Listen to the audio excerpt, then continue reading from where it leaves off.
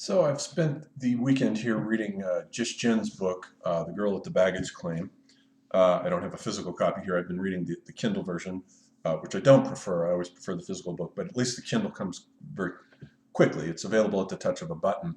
So I spent the weekend reading that.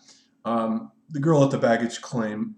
It's an interesting book because what she's doing is bringing back in a way the concept of the self, the concept of the subject, which was dismantled in postmodernity, but now we're leaving postmodernity, and this is one of the signs you know that you're leaving an age when a new conception of the self comes along, or either that or another conception has been retrieved, but it gets essentialized, and you've got a new ontological set of conditions that make new things possible. I think that part of the thing about this book is that it is moving on into a different conception of the self.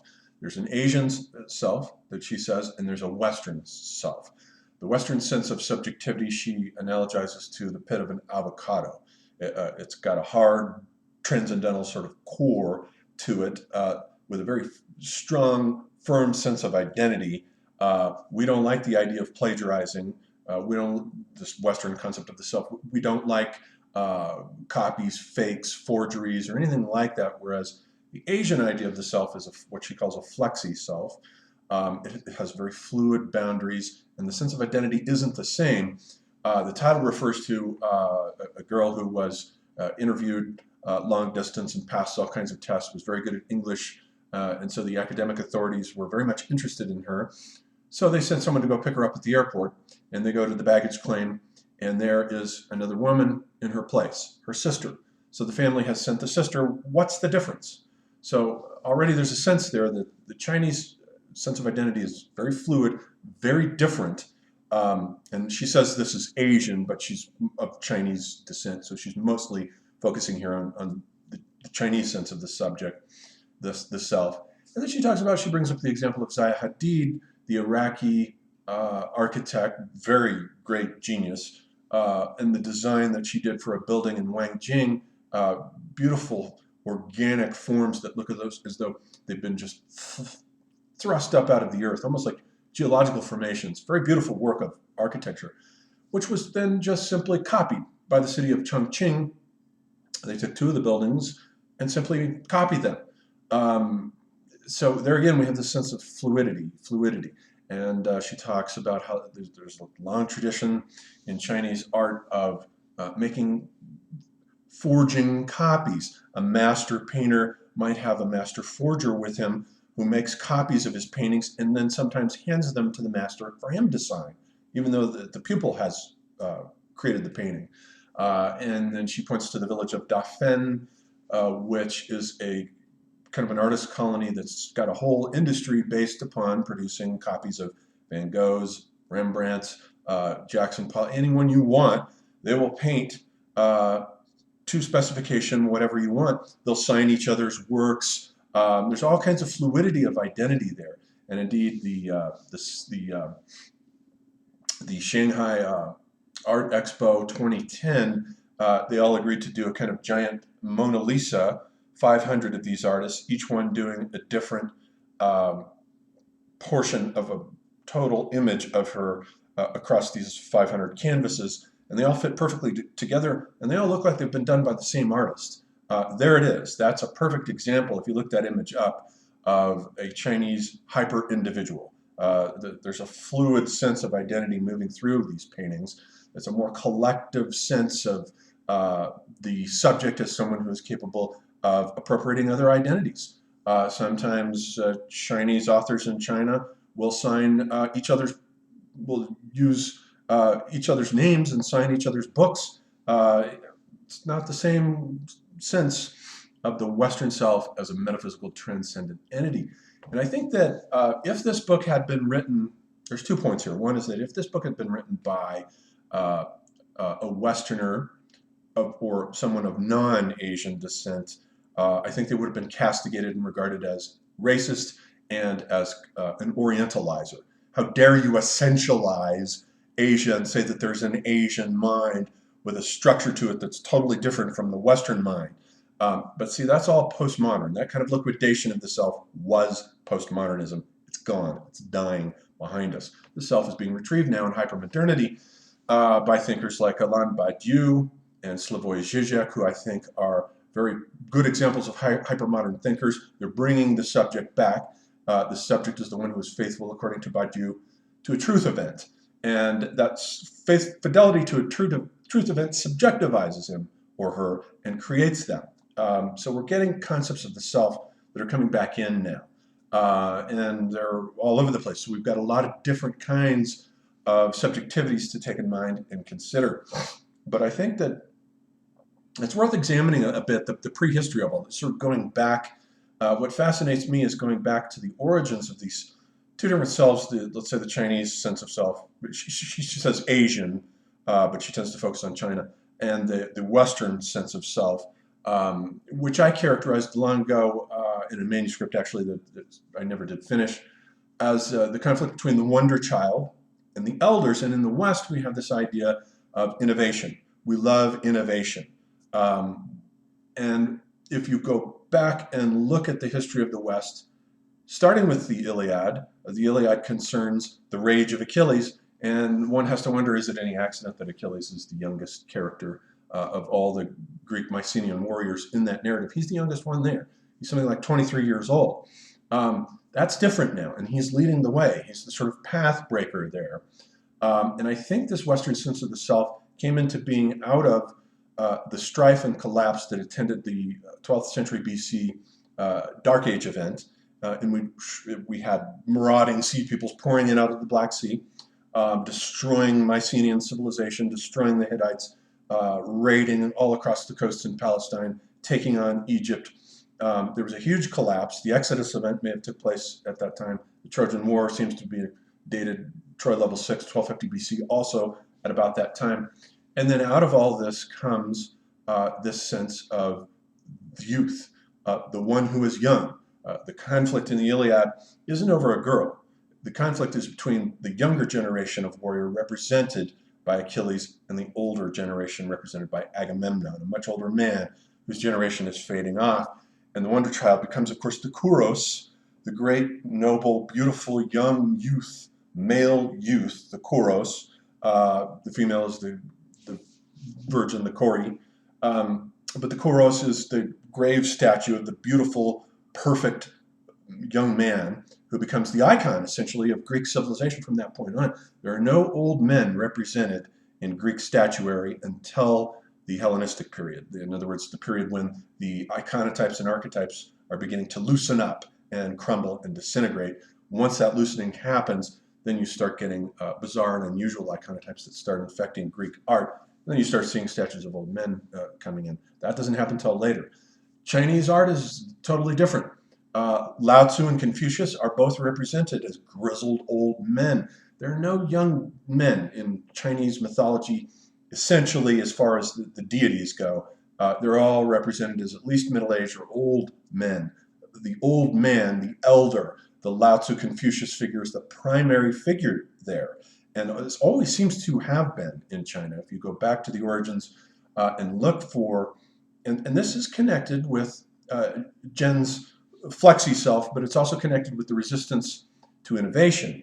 The resistance to innovation that she talks about in this book, where she says today, Chinese really aren't, she admits, innovators. That's not what they are. They take pre-existing patterns and they like to tweak with them. But they're not originators and initiators. And so we have this ancient cult in China of filial piety, respect for the ancestors, respect for the elders, respect for the dead, and a very strong axial relationship to the underworld, what's called the Yellow Springs, with the Hun soul and the Po soul. The Hun soul is the part of the personality that is connected with the breath and the intelligence and goes up to heaven. It's yang. The Hun soul, or rather the Po soul, is connected with the circulation of the blood, procreation, the lower animal instincts in nature that goes down into the underworld, into the Yellow Springs. And in the rite of reverence for the ancestors, certain types of things are burnt to unite the Hun soul back together with the Po soul.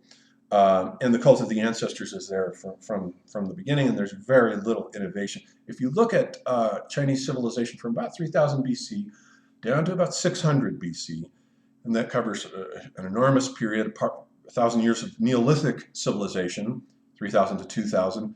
Then with the Liangshan, the aggressive militaristic Liangshan peoples come in 2000 BC and begin to unify with the Yangshao farmer culture, and the two unify and begin to lay the basis for Chinese civilization with the Shah dynasty, dating from about that time, 2000 BC, down to the Shang dynasty, about 1700 to 1500 BC, down in there, and then the Zhou dynasties, the Western and Eastern Zhou periods, down to the period of the spring and autumn phase. And it's during the spring and autumn period where there are all kinds of wars that are going on in China.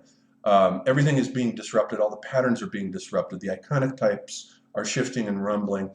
And I think there may have been a weakening of ties to the ancestor cults, a weakening of ties to the underworld, because it's at the time that we get a technological innovation that just suddenly hits China right about 600 BC, when in comes agriculture now, irrigation agriculture rather.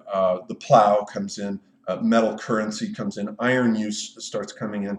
All these things about 600 BC, buildings start getting taller and more vertical. Urbanization is developing from out of this, which is going to shade off into the period of the contending states, which is 480 BC to 220 BC, which is brought to an end by the rise of Qin Shi Huangdi, the great Chinese Caesar figure who unifies all this together and creates China for the first time as a universal state, the Qin dynasty, Qin Shi Huangdi.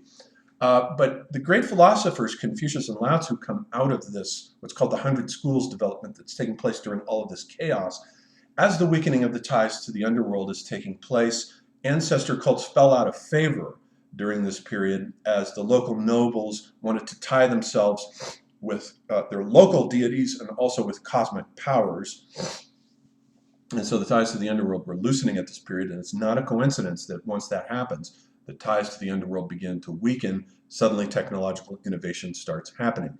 The ancestors don't like change, and if you consult them, they're always going to say, no, stick to the old patterns. It's basically been that way in China, except with a few periods of disruption, marked by these periods of disruption, like contending states and the rise of Qin Shi Huangdi, all this new technology coming into being, and then Confucius coming in as a sort of emergency philosopher who comes in and says, well, no, what we ought to do is go back to the culture forms of the Western Zhou period and practice worship, follow the rites, cultivate benevolence. The man of Ren, who is the cultivated, literate individual who follows the rites, but does so even though one may not even believe in the metaphysical signifieds that anchor all the signifiers of the religion. Confucius himself didn't even believe the gods were real, but he said that's beside the fact. What's important is the stability of society, the social order, and above all, filial piety, shao, worship of the ancestors, worship of the elders, taking care of your parents. That became his main thing. And then Lao-tzu comes along and turns his back on all this and says, no. He says no to technology. He says technology isn't the thing. The Tao is the thing. The Tao is the great mystical power that each individual can access on his or her own and doesn't need the state religion to do it for him. This is analogous to Gilgamesh turning his back on the official state religion of Uruk, the religion of Inanna, and going off out on a vision quest into the wilderness. Lao-tzu vis-a-vis Confucianism here does the same thing. This is about 480 BC, right in there, 500 BC, and condemns Confucianism, he condemns learning, erudition. Too many books is not a good thing, he says. He's very cantankerous, very sarcastic about the Confucians, and he wants you to go back to a rustic way of life. Now, both these men were archaists. Confucius, though, is looking back to the Western Zhou period and wanting to uphold the ancestor worship rites from that period as the ideal. But Lao-tzu is essentially going way back to the period of the Yangshao farmers. He gives, in poem number 80 of the Tao Te Ching, he gives his image of the ideal utopia as essentially a farmer's colony where technology is very simple. Men communicate using knots instead of writing. There are few, if any, books, because books, he says, can entangle the mind and make you think that you are in possession of knowledge which you don't really have. So you can already see the burning of the books is eventually you can already see patterns that are going to come up here that play themselves out later on in Chinese civilization.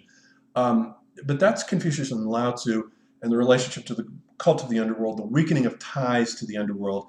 But China has remained, of course, absolutely traditional against innovation. And lo and behold, as the Chinese American writer Gish says, there is a structure to the Asian mind that is totally different from the Western mind, which comes out of a weakening of ties to the underworld. Because with as the wonderful German scholar who was a friend of Nietzsche's, Erwin Roda, pointed out in his book on psyche, if you study Greek religion, if you look at the evolution of the Greek cult of the dead in particular, the Mycenaeans are burying the dead in what are called these tholos tombs, these beehive-shaped tholos tombs, and they put the dead warrior inside of there, and there's this whole cult that is associated with the worship of the dead Mycenaean warrior that the Mycenaeans had. They put implements, grave goods, and above all, weapons, which presupposes a belief that they will need these weapons on the other side. So this doesn't map on, Rhoda says very well, to the Greek, the later Homeric idea of what the heroes like Odysseus, when he goes down into the underworld, encounter as twittering shades. They're ineffectual. He meets Achilles down there, and they're totally ineffectual. It's a realm of twittering shades. So there's been a change even from the Mycenaean conception of the dead there as a hero going off into the afterlife to the Homeric conception. There is a definite weakening there. And in between, we've, of course, got the Dorians coming in, bringing in cremation now. The Mycenaeans are burying their dead. The Minoans were burying their dead. And by the way, in Minoan art, if you look at Minoan art, there are no old men depicted anywhere in Minoan art. It's all an art of young men and boys and beautiful young women. No old men there. That's significant. So the weakening of the ties to the underworld is going on here. Rhoda says with cremation, you're burning the body away, so you can't erect a cult of ancestor worship around it anymore because it's gone. There's nothing there to worship. So with the Dorians bringing in cremation, they're bringing in a weakening of ties to the underworld, and the Greeks are now turning away, as Akhenaten did. We examined in a previous video the pharaoh Akhenaten turning away from the underworld. The Greeks are turning away from the underworld. They're looking at the ideal now is the wonder child, the Achilles, the Kouros, the figure who is young and full of new ideas. We want to hear what he's got to say, possibly because of all the chaos that all these people went through during the 12th century collapse was quite traumatic and thorough. And in a way, I think it weakened the culture forms to allow new iconotypes, new archetypes to emerge, like the Kouros. That's a new archetype. It's not an archetype of the collective unconscious. Jung's got this wrong. It's a Greek archetype. The Kouros comes in with the Greeks. It wasn't there before. It's not something innate in the psyche. Too much of Jungianism presents these archetypes as though they've always been in the human psyche. They haven't. They emerge, they change over time. You can see them undergoing transformations in the collective mentality, but they aren't biological engrams. The hero, the mother, the father, they're not biological engrams. They come from experience. They're imprinted on the psyche, which is extremely open to experience. So in the West, we've had this tradition then of the wonder child, the Steve Jobs inventing in his garage all these great new computers, all these young, brilliant geniuses, and we in the West value youth. We don't value old age. We're terrified of old age. The elders have become elderly for us. We regard them as a burden to be dispensed with quickly. Do away with your parents, do away with them, get them into nursing homes, and get them out of the way so that you can then go out and achieve brand new things. So all of this, these two selves that Gish talks about in her book, have an archaeology to them that has to do with metaphysics. Nowhere in her book does she doesn't look for the metaphysical ties, but it all comes out of religion, myth, metaphysics, and seismic tremors and shifts in the two cultures that produce these two kinds of selves, the Western transcendent self, which, make no mistake about it, will survive the dismantlings of postmodernity into hypermodernity very well. It's still there, it's very transcendent, and the flexi self of the Asian sort of group community mentality of tweaking innovations and everyone sharing and participating in a larger plan. So those are my reflections on Gish wonderful book.